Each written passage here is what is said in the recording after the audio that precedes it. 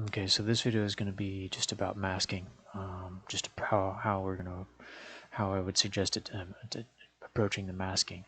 This would be a non-destructive masking technique, meaning nothing will be destroyed in the process. So I'll show you that. So as you can recall, this was the intervention, and I just want to kind of this is the before and after. Uh, Really what you're looking at is essentially a giant hole that was cut into the right. So let me show you. Let's go here, right? I basically just cut a giant hole in that parking lot, and everything that you see is just underneath that, right? So those are just layers that are underneath of my layers. Those are just shining through now. And I also punched a hole here in the in the roof of the mall, and that's where I was able to like intervene. Okay, so that's just, I just want to emphasize that that's the technique. Okay, so um, to do that, let me go to just a separate file. We'll kind of start from something fresh, and there's a couple things I want to kind of get you going on. Is one, I'm going to make a duplicate. Okay, I'm going to make a duplicate layer so I always have something backup. Okay, so I'm going to do Control J. That gives me a second layer. I'm going to turn this one off. Okay, so now I'm just working on this one. The other thing I want to do is create a new layer that is a fill layer. Okay, a solid fill layer. I will make it. We'll go. I usually go like really like a crisp blue or crisp red. Okay, and drop that behind the image. Okay, and that'll help to show you what you've masked. Okay, so the other thing I want to emphasize is this is not erasing. You're never erasing in Photoshop. Not anymore. Maybe back in the day you were, but not anymore. You don't have the eraser tool E and just start to try to delete this. To go and say, well, I'm gonna try to go in and cut out this hole. No, don't do that, because you can't recover that information. It's gone. You only have one chance to get it right, and you never give yourself that kind of stress.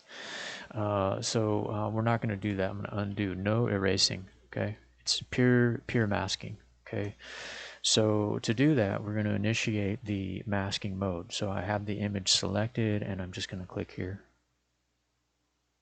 on this little icon down here in the panels in layers. It's this one next to FX. Okay, it's the masking. Okay, so when I've done that now, I accidentally added a layer. I'll delete that. When I've done that, I want to make sure that the mask itself, the white thing is actually selected, not the image. If the image is still selected and I turn brush on, right, and I start to think I'm masking, no, I'm actually just painting right on top of the image. You have to be working with that selected, that mask selected. Okay, so let me undo. Now that is selected. Okay, now notice what happens when I have the blue underneath. So I'm expecting when I start to mask that I will start to see the blue. So I'm going to zoom in slightly. I do like to mask from a little bit of a distance. I don't like to get too close in. I feel like I start to lose track of what I'm looking at. So I like to always start my masking in a series of stages where I do a kind of a loose mask to get the general perimeter, and then I get in a little tighter and a little tighter with a slightly smaller brush and get the edges. So the key is that I'm working with the brush mode when I'm in masking. So I click B for brush, or click the tool here, and notice now you can see on my screen this circle. Okay, so now I'm actually erasing. If I turn the blue off, you can see the transparent background. I'm actually erasing that information, or I'm masking it. No, I'm not erasing it, I'm masking it. Okay, so that's the difference. And the cool thing is that now, and I'm using black and white over here, so I can switch between black and white. If I switch this back, I add the information back. This removes it. Okay, so I can do that with the X key on my keyboard. X switches me between black and white, so that I don't have to go over here and select X. Just X. Okay, so that's how masking is done. This entire project was done this way. Okay, so the other thing is I want to just talk brushes real quick. The round brush is good. I think it's a nice tool. I can increase the size of the brush by the bracket keys on your keyboard, or Alt and then right clicking and dragging while you do that, and I can change the diameter on the fly. Also the hardness. Keep your masking at a very hard with a hard brush. Okay, we don't want soft edges. If you need to match soft edges, then do. I keep it down. I don't go completely hard, but I was like around 90, 88 to 90. Okay, and I can also adjust that here by going up and down while I'm Alt and right clicking.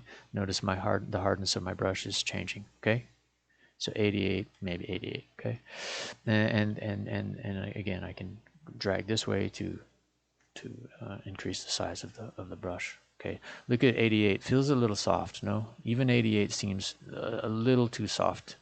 So I will harden that. Maybe 95. Okay, all that I just did, I hit X and I can bring back that information. Okay, so this will really make your life so much easier, this technique. Okay, so let me then just say there's another brush. I included it in the pack, a brush pack in the resources in 303 general. It's this guy. It's a sharp one. Okay, so I can get into edges with this. If I like it because I can get into edges. That's the trouble with the round brush, is you can't get into edges. So if I want to get a notch, now notice it's like, say I want a notch in here. I don't want to, but right, notice that the tilt of the brush isn't, if it's not right, I need to angle it a little bit more. I can rotate it, so I can go to brush settings and I click on this triangle here, and I can I could rotate the brush. So I know I kind of want to point in like that, right? I want to. This is like using a sharp, like a angled brush for cutting in if you're doing house painting. Okay. So I can get in there, so I don't have to use a tiny round brush to get into corners. So I wanted to emphasize that this included a lot of, this brush pack has a lot of other brushes like skin textures and like plant textures that are helpful for when you're masking out like plants. But the only ones you really need are we're just using kind of a round brush, and I do like this tip brush. So I'm just going to change between these kind of this brush and that brush, like two brushes. That's it. That's generally the way masking is going. So let me just real quickly show you how I would approach. Say I want to mask out this house. I want to complete this masking this with say the tree, okay, and some of the tree over here. So let me just, you can just observe how I do it. I use shift clicking, guys. So this is another important thing. I'm going to go back real quick to just a round brush to show you. When I say shift clicking, what I mean is I never freehand a mask. I never go around and just try to by hand, even though I'm using a pen, tablet. I don't just do that. Even though that's not bad, I have a decently steady hand. I don't have a great steady hand. What instead what I do is I shift click, especially in straight lines. I always just do, even on curves, and I'll show you how I do that around. Actually, let me I'll mask out this more interesting relic here. This is in Rome, by the way.